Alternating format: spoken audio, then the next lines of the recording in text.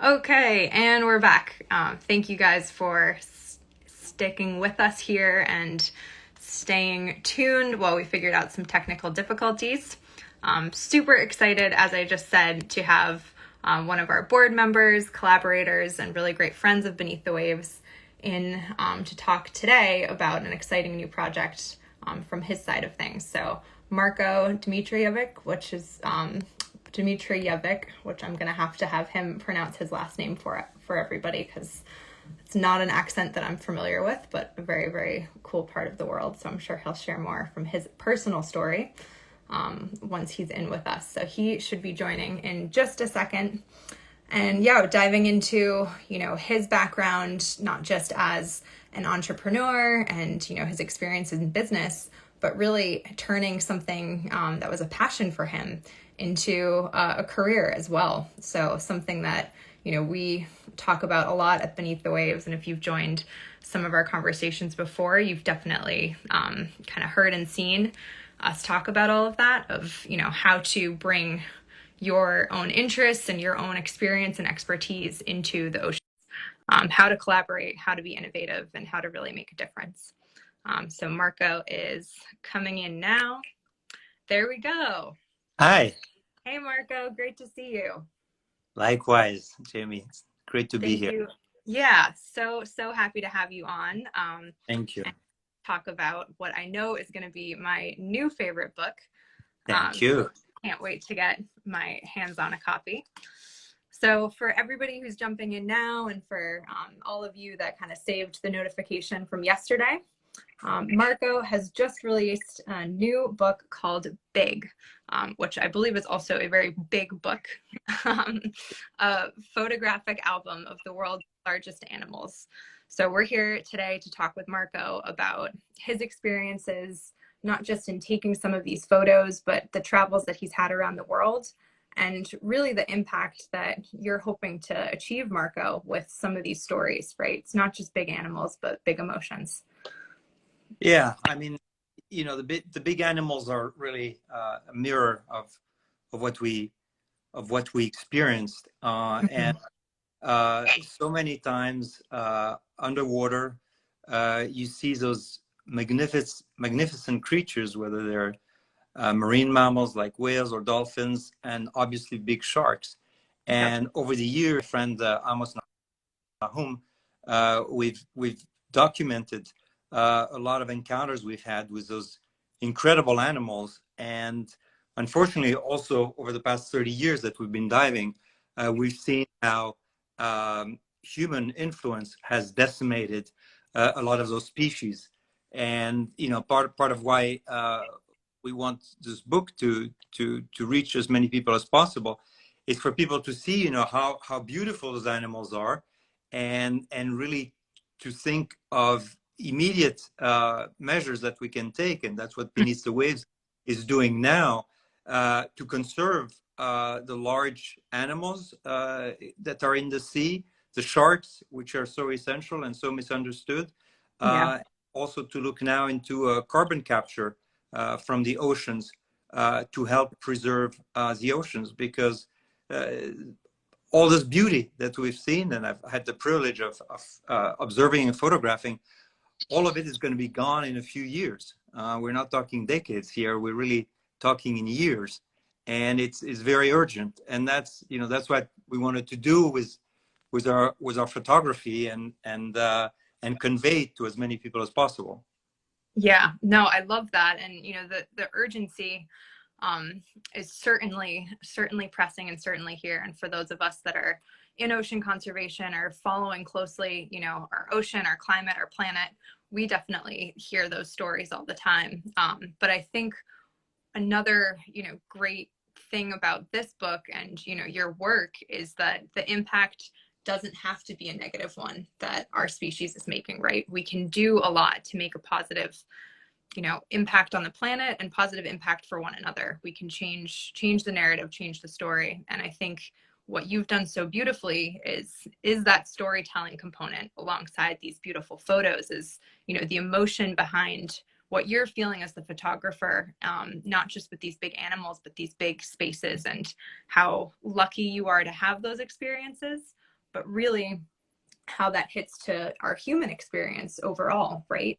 And all of us connected together can do so much. So I think that there's so much power in the messaging that you have here. And I'm really excited. I hope that everybody joining here is able to go out and read big and get their own copies and really be moved by what you've found and seen to, you know, continue to protect and conserve all of these animals and spaces in the future. I'd love to kind of speak with you on, you know, how you've gotten involved throughout your career, coming from a photographer, maybe as, you know, a passion or a hobby while traveling, into really a career in photography and wildlife photography in particular. You've traveled to how many countries? Over 120. Yeah, just a couple, just a few. And so tell us about, you know, some of those stories that you capture in Big, both, you know, land and marine life. There's so much to see and unpack here. Well, I mean, you know, both Amos and myself really are very eclectic in our interest in photography, and so we've done a lot underwater, but obviously there are magnificent animals on land, which are easier to access sometimes, but also sometimes are very difficult to document. And so we've had, you know, some challenges that are illustrated in the book.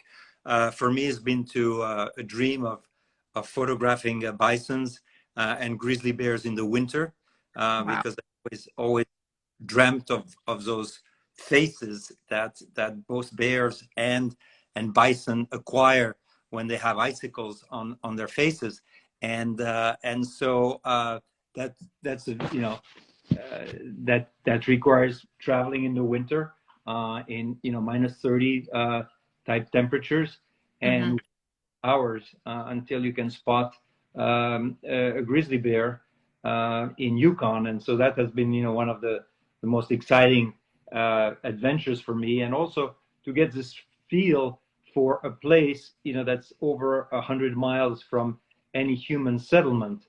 And so there's still, you know, very wild places, fortunately, on this planet.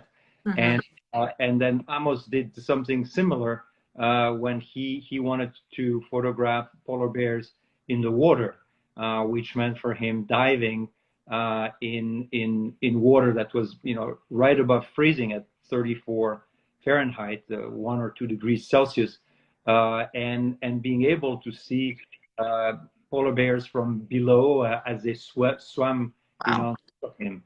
So those are, you know, incredible encounters, and very exciting, because it shows that there is still wilderness. There's still new things to see on this planet, and also to be able, you know, to bring it so that, you know, as many people as possible have the opportunity to see these extraordinary faces. As, you know, the bears in particular are such fantastic expressions when they have all those icicles on their fur, because when they come out of the river where they chase a salmon, the water freezes instantly, and so you know, it creates this contrast of the dark fur and the white icicles. It's just fantastic. It's just a fantastic vision. And then, you know, there's so much underwater, because that's still a very secret world, and, you know, we know much more about the surface of the moon and even the surface of planet Mars than what's underwater. And so there's so many exciting sights underwater, and just, you know, looking at whales, for example, with their baby, and then when the baby comes to you, and the baby is the size of a Toyota, and approaches you, and you see that eye, and it has a curiosity of a toddler, and you think, you know, a human kid is the same. It approaches you, and it looks like with those big eyes. Well, except here, you know, the baby is 1 ton heavy, and it comes close to you, and it's just amazing. And to be able to see that eye looking at my eye, you know, through my mask, it is an amazing feeling. And that's, you know, that's some of the emotions that we wanted to convey in the book, is that so much about, it's not just cataloging species, but it's being able to feel a connection to them, and a lot of those big animals, many of them are mammals, and we have a natural connection. You know, when you see Yeah. the mother lion with the cubs, you see the connection when she looks at you and she says, "Whoa, wait a second, don't come here. You know, I don't want you to threaten my cubs. I'm going to bite you if you do." And you see this magnificent stare of the lion, and you know, you feel it. You resent. You feel an emotion. You sense an emotion, and that's what we wanted to bring in this book. And we're organized by chapters, and so fear is one. That's Hmm. when people think first, big animal, ooh, but there's so many other emotions. There is, astonishment at what you see. There's awe because it's just awesome. There's no other word. Yeah. And then there's love. When you see a lot of those cubs, whether it's a whale cub or cheetah cub, you feel love for them, Yep. and those emotions are so powerful that just sometimes, after seeing it, you say, well, this is unbelievable, and you say, well, luckily, I was able to take a picture of that, and I will remember it, and hopefully I will be able to share that feeling with everybody through this book. Oh, I love that. And what you just touched on too, that the power of things like fear, right? Fear or love or astonishment, wonder. Our species is really, that emotional species. And we are constantly craving, I think, we're so curious as humans. We are so inquisitive. And I think as our society and culture moves, it's easy to kind of move away from the natural world, but the natural world's all around us, whether you're, out 100 miles from civilization looking for Yeah, bears or just in your backyard, right? absolutely. And obviously this book is about big animals, but I love all animals, and I remember being in New York, visiting my son, and it was bitterly cold. It was probably 15 degrees Fahrenheit, and it had snowed. And I went on Central Park, and here in the middle of 6 million people in Manhattan, there were squirrels on the snow, and you feel the emotion looking at them. Yeah. It's a surprise, it's a joy, just looking at them playing. And I spent half an hour, and luckily I had one of my small cameras with me, and I took a few pictures. And clearly, I was not going on safari on Central Park, but seeing wildlife, and it's such a joy. It's such a surprise when you see the beauty that exists in the natural world, and that's why what we're doing at Beneath the Waves for Underwater World is Hmm. so that that joy can continue for the next generations, because there's nothing like putting a mask as a kid and snorkeling on a reef. Yeah. It's so simple. You don't need big equipment. You need nothing. I mean, obviously it's better if you can swim, but Hmm. you just can spend hours, and that's what I did as a kid in Yeah. the Adriatic, when I was growing up, and the joy of seeing the reefs and the fish is immense, and yet, as you know, if we don't preserve that, and if we don't preserve the sharks, and that's a lot of people don't know that, if we don't preserve the sharks, we're not going to be able to preserve the reefs, Right. because there are no sharks, which are the apex predator eating Hmm. some fish. Those fish species are going to eat the reefs, and Yep. then smaller species and invertebrates are going to die. I mean, it's simple as that. No Yeah. sharks equals no reefs, Yep. and we have to preserve that. And this message has to continue to be conveyed, and that's why I decided to give my royalties on this book to conservation Hmm. charities, including, of course, Beneath the Waves, because I think that's so important to to give this gift of nature and wildlife to the next generations.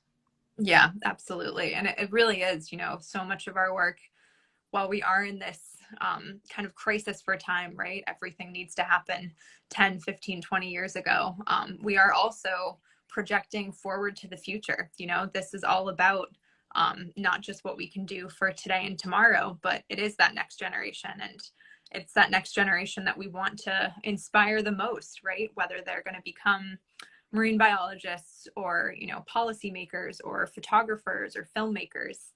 There are so many different ways for, you know, all of us now and all of us in the future to continue to kind of take up that cause for conservation and see our passions and our skill sets kind of go beyond just you know, maybe a job or a career, but really a lifestyle. And I think that's something that we try to embody at Beneath the Waves as much as possible, and making those options visible and accessible, right? And making the world beneath the waves, pun, you know, intended, visible and accessible too. And that's what, you know, we love so much about your new book here is you're doing exactly that, right? You're bringing in these amazing animals and the emotion connected to these amazing animals. And that's really, I think, where change happens, is when you're able to touch that, you know, emotional thread with other people, whether you're, you know, hearts and minds coming together to feel something. That's really what inspires the most change. So it's really, really excited to see this out in the world, and so thankful to you, you know, not just for the work that you've done with us so far, but, you know, the royalties from Big. We can't wait to see all of you joining now and joining later, getting your new copies. Let us know when you do, and we'll get some shout outs going on social for that as well. Marko, is there anything else that you want to share, you know, throughout your career, both, you know, as an entrepreneur and as a photographer, with everybody who's watching now or who might be watching once we post this later, in kind of your journey to conservation, right? Like, what inspired you? What do you think might inspire somebody else to get involved in some kind of way? Well, I mean, you know, the only thing is, you know, you have to do things with passion. And for me, you know, my business career, the businesses I started, I've always excited me, and I what I've done and I'm still doing. And photography was the same. You know, I started as a teenager. I saved money to buy my first camera, and then, you know, I would lug it around everywhere and annoy, you know, my family, taking portraits all day long, and uncles and aunts and acquaintances. And animals, as I mentioned, you know, I would spend hours snorkeling in the summer in the Med, and then as soon as I started making some money, I literally invested it in travel, and Yeah. I had passion for traveling too, and that's what I did, and so I always tried to balance, you know, all those passions, and you know, I would encourage others to do the same. You know, it's hard to find full-time jobs in conservation, as you know. Mm-hmm. But there are so many opportunities to do things on a voluntary basis, or joining boards, and pursuing passions for conservation, for photography, and you know, that's the only thing that I think is important, is follow your passion, and you know, in all those cases, whether, you know, in business or photography, it's the same skill set. Requires a lot Yeah. of practice, a lot of homework, tremendous patience, and that's about it. You know, there's no magic, but, you know, when you spend a week in the cold, -30, waiting for bears, eventually a bear shows up, and, you know, maybe we'll get one or two good photographs out of 30 hours of waiting. Take Yep. and Yep. uh, try sometimes to get a shot of a whale underwater, and you have to dive 20, 30 times, jump in the boat, move forward again, and hope that the whale comes close to you, and take the photograph. And so it's all about, you know, the inputs that you put in. The more energy, the more time you spend, the more preparation, the better the result. And Yep. that's simple as that. Yep, yep. And as you said, you know, it doesn't matter the career. That's pretty much the same advice for anything, right? That time and energy you put in, it's Uh, gonna come back when it can. Yeah. Yeah. Well, encouraging everybody here, you know, if you're thinking about getting involved in ocean conservation or you want to learn more, please reach out to us. If you love Marko's work and you're a big fan, please reach out to us and him as well. I'm sure he'd love to hear from you. And yeah, we're always looking for ways to, you know, help people kind of bridge that gap between what their lives might look like and what they would like them to look like, whether that's getting out to give back with their time or energy in a different capacity. So please reach out to us. We'd love to collaborate. And yeah, Marko, thank you again so much. The link to Big is in our bio. We'll post it again in the caption here. And hope that you all go out and get your own copy. Father's Day in the US is in a couple days. So could be a really good Father's Day gift for the big animal dad lovers in your lives. Yep. All right. Well, Marko, thank you again. Really appreciate it. And yeah, anything else you want to say no, or just thank you, Jamie, very much, and thank you everybody who has joined and who follows Beneath the Waves and who follows me on Instagram. Very honored and grateful of your interest. And if you like the book, please comment, review it, and thank you very much. Yep. Thank you, everybody. Great, guys. Well, we will talk to you all soon. And as I said, reach out, DMs, comments, you know where to find us. Awesome. Thanks, Marko. Bye bye. Talk to you later. Bye.